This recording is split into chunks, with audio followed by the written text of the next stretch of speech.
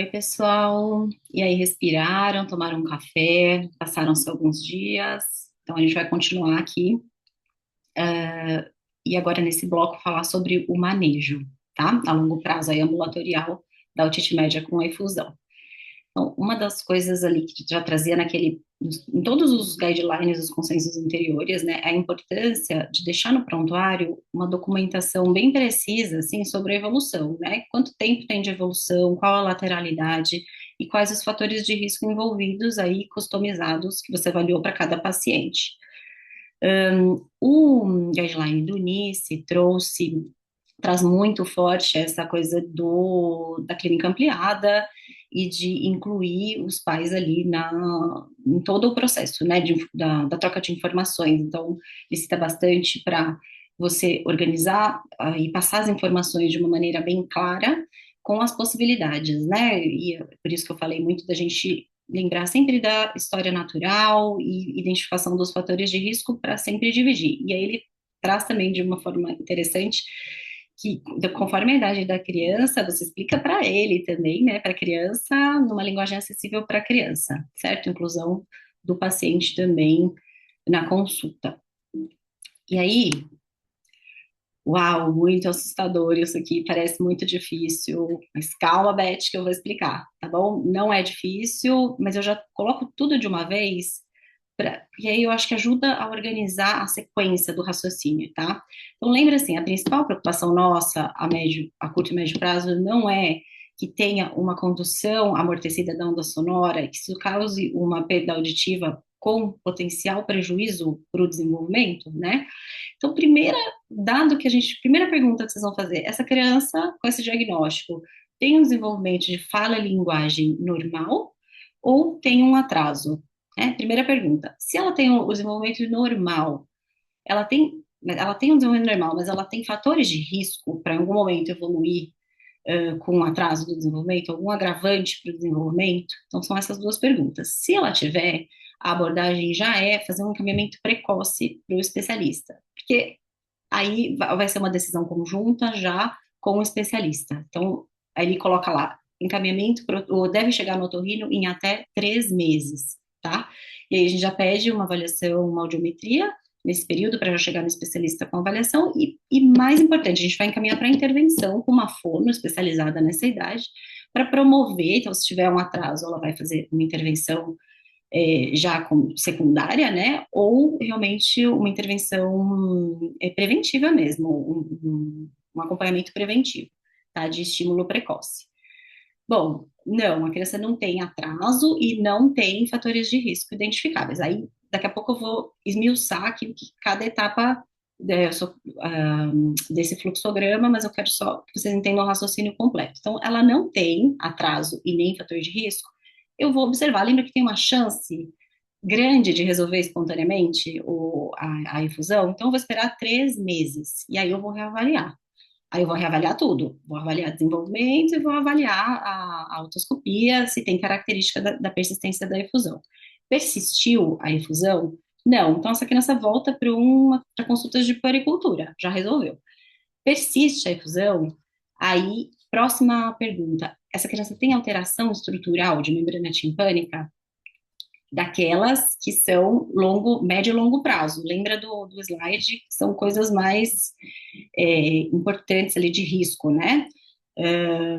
Que são a retração de membrana, as complicações longo prazo que eu mostrei lá no slide. Tem aquelas alterações, exceto a, ai meu Deus, meringosclerose, as alterações de retração de membrana. Tem essa alteração? Sim, então é um paciente do otorrino, já encaminha. Não tem alteração estrutural da membrana timpânica, segue com a gente na pediatria. Mas qual é a próxima pergunta? Então, preciso saber, essa criança tem perda auditiva ou não? Eu vou me basear só lá nos dados subjetivos da história que a família traz? Aí, se a família não tiver a impressão de que tem perda, então tudo bem? Não, eu vou fazer uma avaliação objetiva, eu vou pedir uma audiometria. Aí, conforme o resultado, vai determinar aí qual vai ser o segmento. É, a audição normal, que é uma média tonal aí abaixo de igual ou menor a 20 decibéis. eu vou fazer o watchful waiting, que eu vou explicar o que que é. Então, é uma vigilância, um segmento aí conservador com vigilância, tá? E aí eu vou pedir uma reavaliação em 3 a 6 meses. Ah, tem uma perda auditiva leve, que é nesse nível aqui de 21 a 40 decibéis. Eu vou pesar na balança os fatores ali individuais e vou decidir junto com a família se eu continuo no watchful waiting ou se eu encaminho para o especialista já para uma abordagem. Então, isso aqui vai depender desses fatores. E se o paciente tiver uma perda já moderada, minimamente moderada, que é igual ou superior a 41 decibéis, então esse paciente também precisa ser encaminhado já prontamente, tá? Então, basicamente é isso. E aí, o Nice também trouxe, se a gente faz essa opção no paciente com perda leve, em que a gente está considerando manter no watchful waiting sem abordagem cirúrgica, existe atualmente a possibilidade de tratar com os dispositivos auditivos, tentando poupar a cirurgia. Só que isso também vai ser uma indicação de encaminhar para o otorrino, que é ele, né, que é o especialista que vai determinar ali qual dispositivo, mas numa programação não cirúrgica, tá bom? Agora eu vou detalhar, então, alguns pontos aqui, né, os que são da competência ali do pediatra geral. Então, para responder a pergunta, ele tem atraso de desenvolvimento?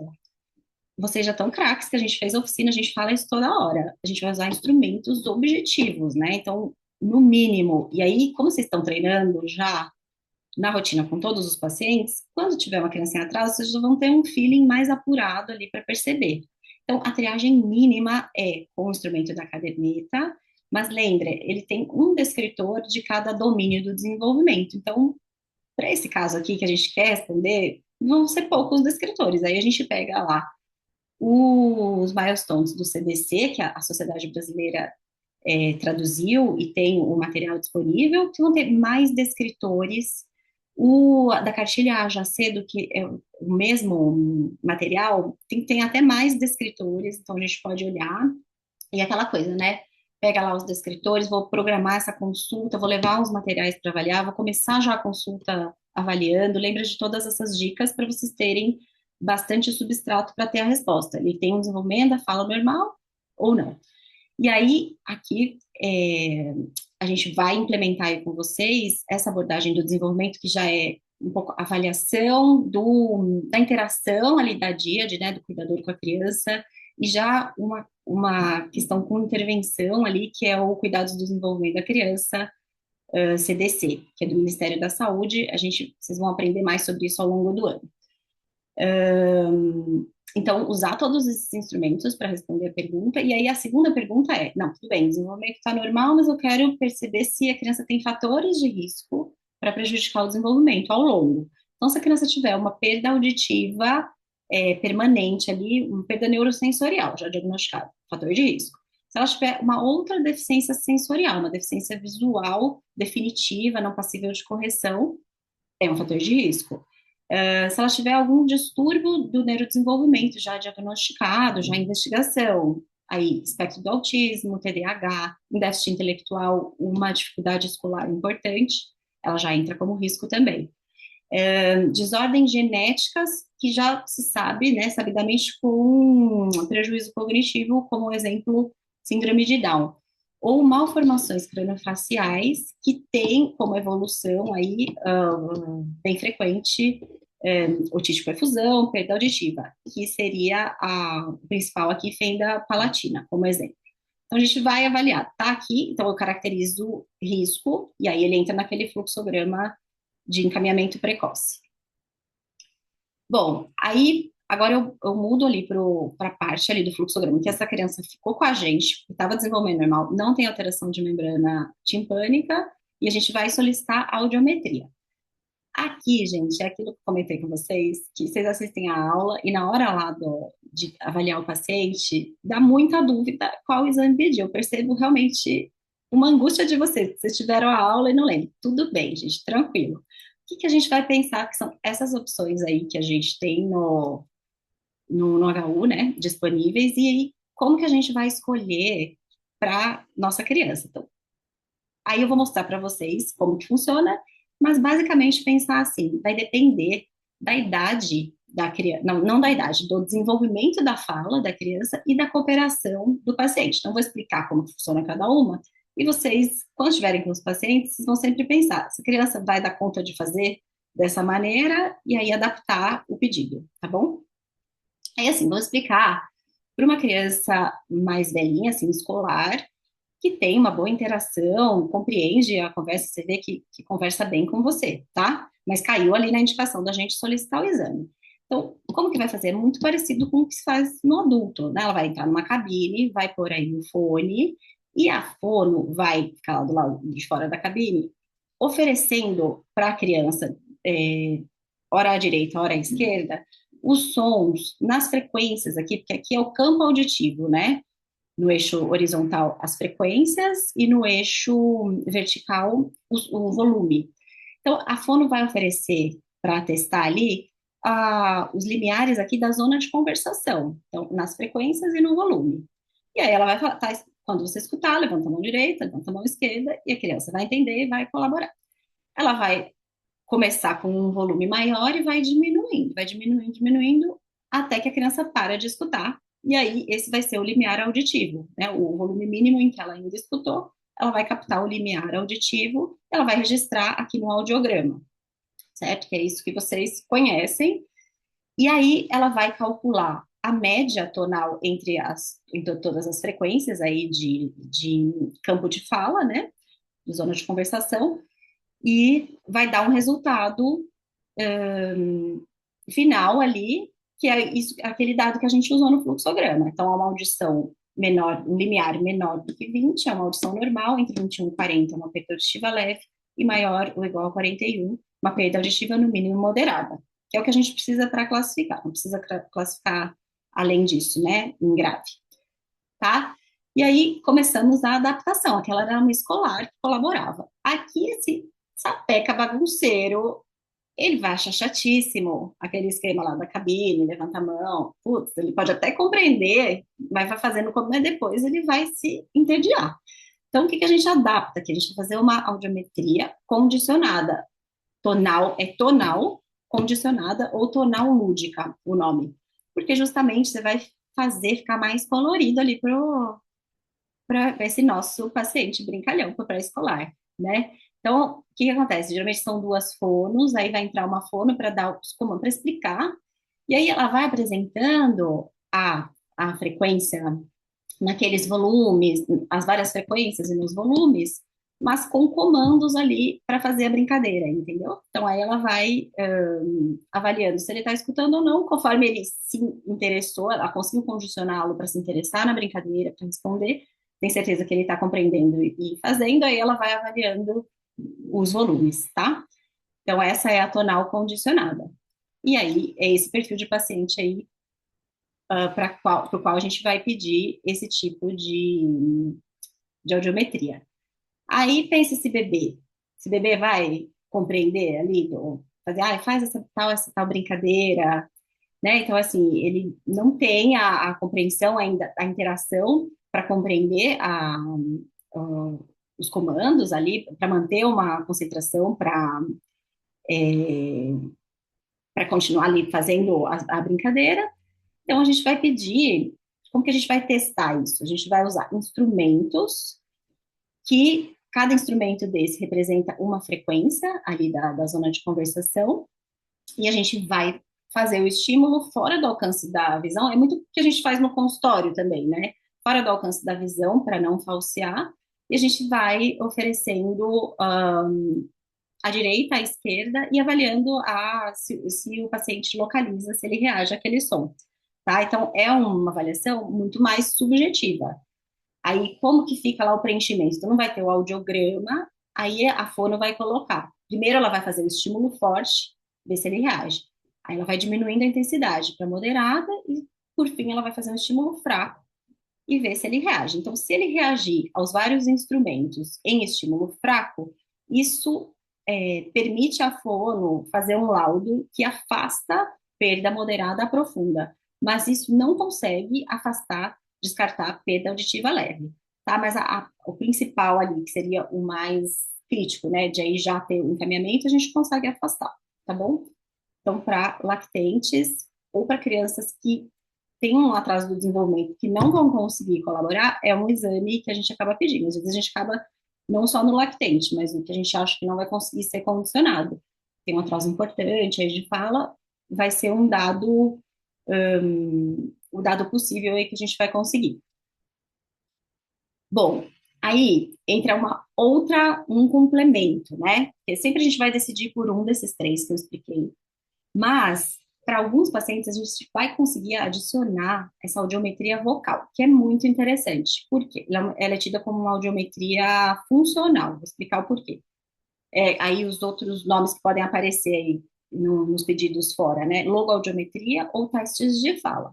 Por que que é funcional? Porque você vai avaliar ali a capacidade dele, então não só de reconhecer e levantar, mas a capacidade dele receber aquela informação, interpretar e ter uma linguagem expressiva, né? Então ele fala o som que ele ouviu. Então são dados a mais do que só simplesmente reconhecer o som ou seguir o comando, tá? Então aí a interpretação, o que ele interpretou, o que ele compreendeu e aí ele expressou na fala, tá? Por isso é um teste funcional. Como que funciona? O paciente fica lá dentro da cabine e a fono de fora, ela tampa a boca e ela vai falando de sílabos para o paciente repetir. Então ele não consegue fazer leitura labial, ele vai escutando e vai repetindo. Então são duas informações importantes. Uma é o limiar de recepção de fala. Então ela vai repetindo esses dissílabos e vai abaixando o volume para ver até quando ele consegue compreender e ainda repetir os dissílabos.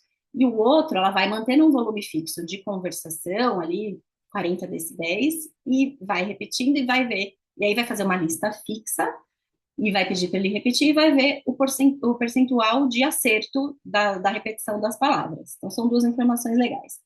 O limiar de recepção de fala, geralmente, vai ser o quê? Vai ser próximo ali, bem parecido com a média tonal que a gente conseguiu na audiometria, no audiograma.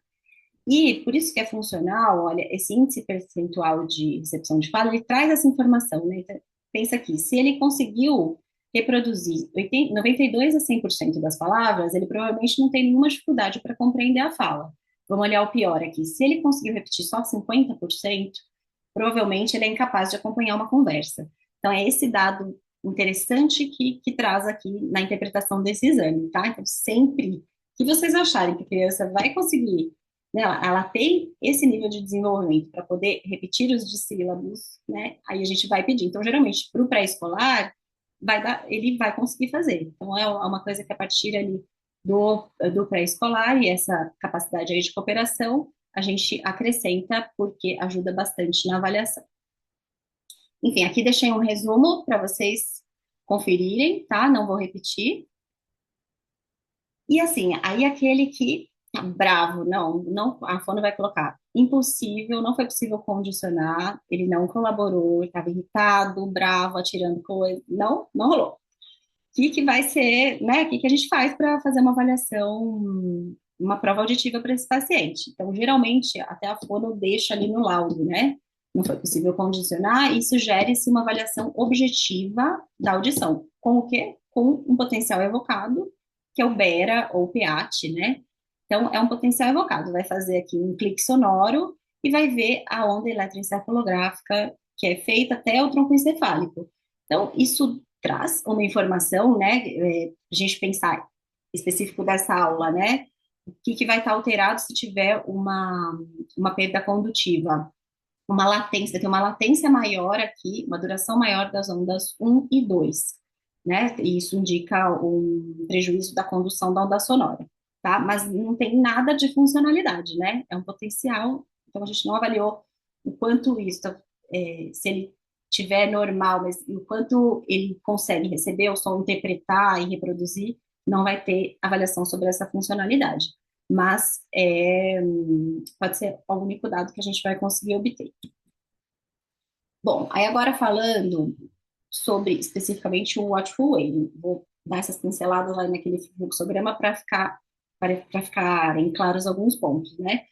Então, o Watchful Waiting, essa abordagem conservadora e vigilante, né? Quais são as indicações? Só lembrando, aqueles que têm menos de 3 meses de evolução da efusão e não têm atraso de desenvolvimento e nem têm fatores de risco.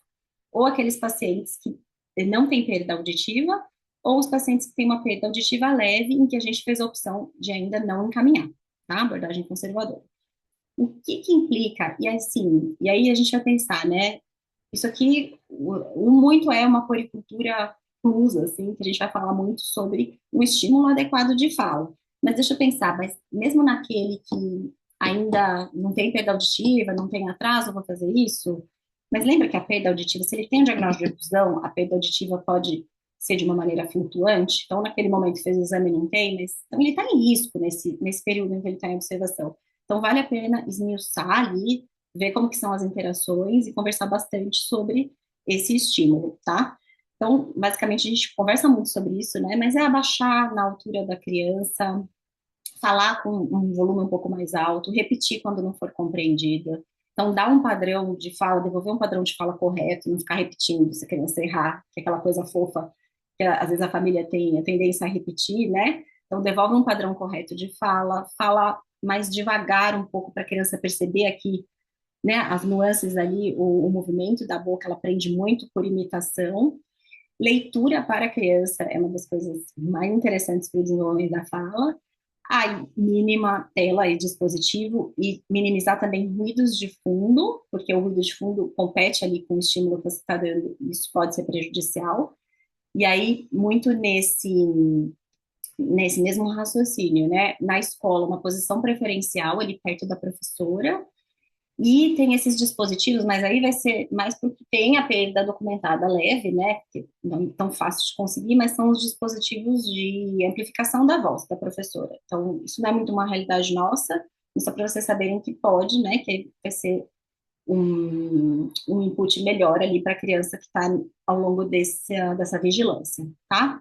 Então, o watchful waiting é muito isso, e programar reavaliações periódicas de 3 a 6 meses. Bom, aí a gente tem o que não fazer durante esse período de watchful wait, que são todas essas medicações. Nada tem comprovação para funcionar, para melhorar a efusão. Então, antibiótico, né, lembra que tem o biofilme, mas antibiótico não funciona. Corticoide sistêmico nasal não funciona. Anti-histamínico, antileucotrieno, descongestionante. Mucolítico, inibidor de bomba de próton.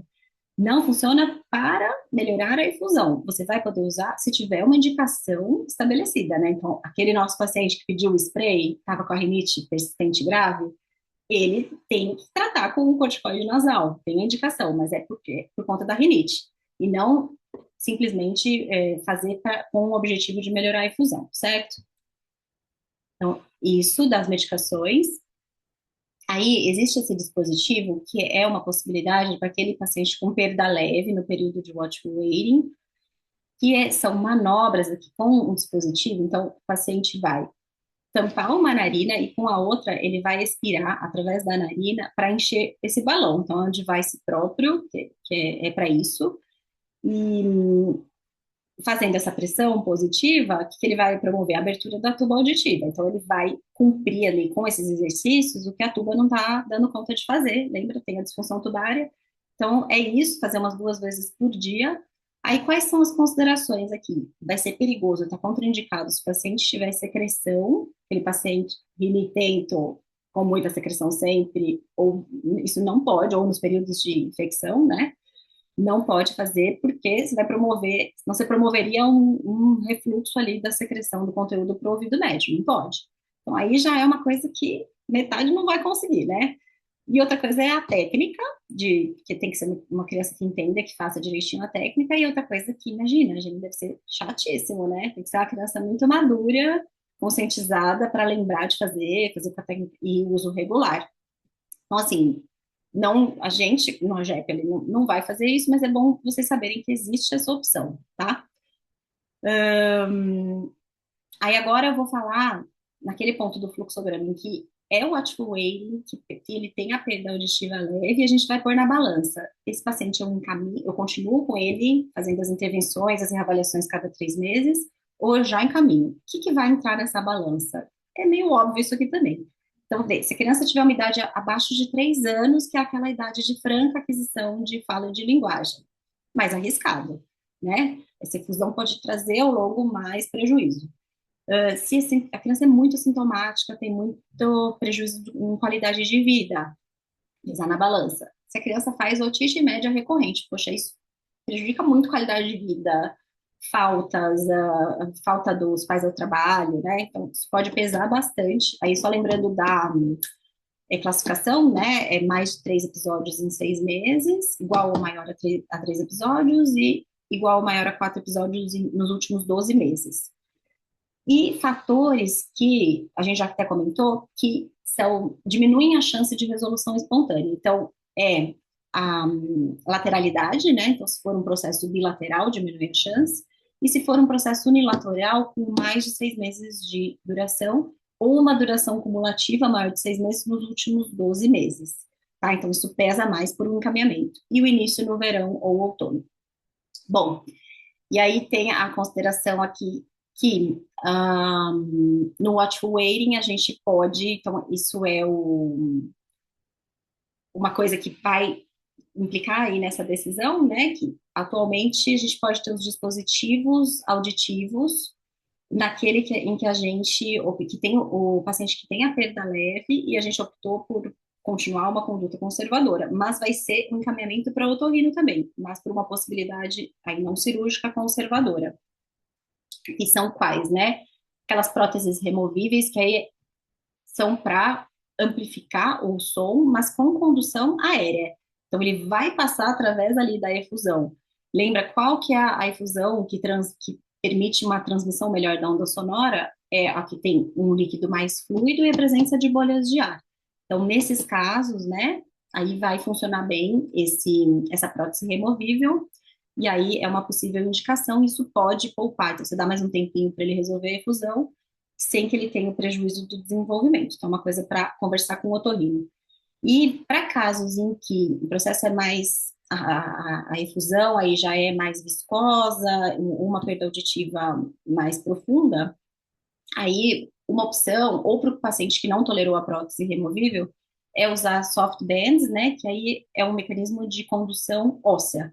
Então, ele faz um bypass no ouvido médio e vai transmitir o som por via óssea. E aí, né, vai ser mais caro, né, um dispositivo mais caro, e as indicações vão ser essa daí, perda auditiva bilateral significativa ou recusa ou falha com os aparelhos de condução aérea. Certo? Então, é isso. Isso aqui foi mais curtinha, né? E é muito conteúdo, bastante conceito, mas entendendo o raciocínio, acho que fica bem tranquilo. Se vocês ficarem com alguma dúvida, só chamar, tá bom? Um abraço. Deixa eu fazer assim agora, que eu passei vergonha no último. Tchau!